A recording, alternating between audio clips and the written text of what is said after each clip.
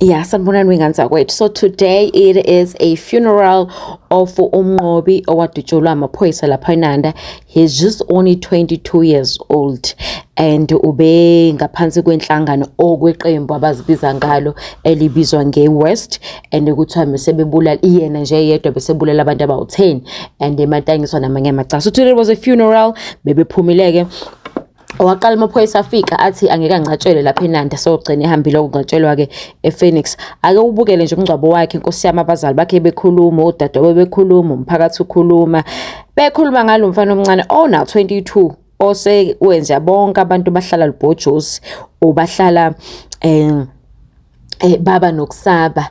And ke nabangani bakhe kade beposta ke lapha besho ukuthi ke uMnqobi uzoba idlozi elihle, bembiza ngoHitler bembiza ngo number 10, besho ukuthi hayi no, bagcwele ngenombolo, inombolo izoqhubeka njengoba ekhona noma engasekho, and amaphoyisa bazimisela ukuthi baqhubeke. Kanti kusekanjalo hambi kusakwenzeka inkonzo yomngcwabo ke kwadutshulwa amaphoyisa dubula 3 wonke ekade besolwa na ukuthi banamacala amaningi ekade beyo-attend umngcwabo besahleli nje, and kuthiwa laba bawu3 bamateniswa nabo namacala amaningi ukubulala na wonke into. Athi amaphoyisa uma ngabe nje wabona base bedubula kuqala, amaphoyisa azobathela phansi ngenhlamvu. So uMnqobi akahambanga yedwa ke, kusho ukuthi uhambe nabanye abangani bakhe abawu3 njengoba yena adutshulwa nobhuti wakhe akayedwa. Konje umngcwabo ke ithatheleke iyenzeke lapha ePhoenix. Hayi bandla, ake uyibukele nje ubone into ade yenzeka lapha ya, bengazi ukuthi yi-movie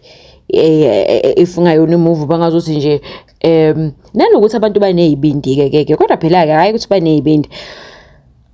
Awukho umgqomo olahla uDoti, ngeke umlahle umuntu wakini. Angikholwa ukuthi bekhona uvela isihlobo sakade sisoma lapha phambili sisho sithi uMnqobi bomuntu omubi. He is the funeral.